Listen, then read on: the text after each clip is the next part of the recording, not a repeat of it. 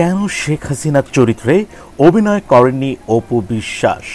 মাত্র ১০০ টাকা পারিশ্রমিকে শেখ রাসেলের আর্তনাদ নামে একটি ছবিতে চুক্তিবদ্ধ হয়েছিলেন ঢাকাই সিনেমার ছবির নায়িকা অপু বিশ্বাস। চলতি বছরের জানুয়ারি মাসে এই ছবিতে চুক্তিবদ্ধ হয়েছিলেন তিনি।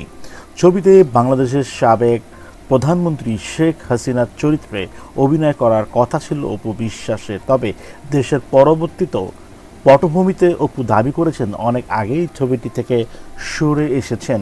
এ ব্যাপারে তিনি কিছুই জানেন না। সেই সময় ছবির পরিচালক সালমান হায়দার বলেছিলেন এই চরিত্রে অভিনয়ের জন্য অপু কোনো পারিশ্রমিক নিতে চাননি, নামমাত্র ১০০ টাকা দিয়ে তাকে সিনেমায় চুক্তি করেছি।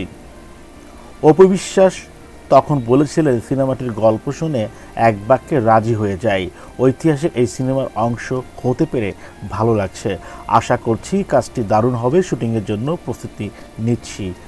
এখন অপু বিশ্বাস দাবি করছেন চুক্তি হওয়ার ১ মাসের মাথায় অর্থাৎ ফেব্রুয়ারি মাসে কাজটি না করার কথা ছবির প্রযোজক ও পরিচালককে জানিয়ে দিয়েছিলাম, কিন্তু ওই সময় গণমাধ্যমে বিষয়টি বের হয়নি, হয়তো হলে আরও আগেই আপনারা জানতে পারতেন। তিনি বলেন, চুক্তির পর কিছুদিনের মাথায় দেখলাম ছবির প্রযোজক পরিচালকের কথা ও কাজের মিল নেই, তখনই ছবিটি থেকে সরে আসার সিদ্ধান্ত নেই।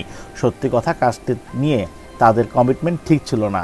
কাজ যাই হোক কমিটমেন্ট থাকতে হবে, তা না হলে একটা ভালো কাজ তৈরি হবে না। ওই সময় তারা কাজের কথা বলে মিথ্যা বলেছিলেন, কাজটির পরিকল্পনা নিয়ে মিথ্যা আশ্বাস দিয়ে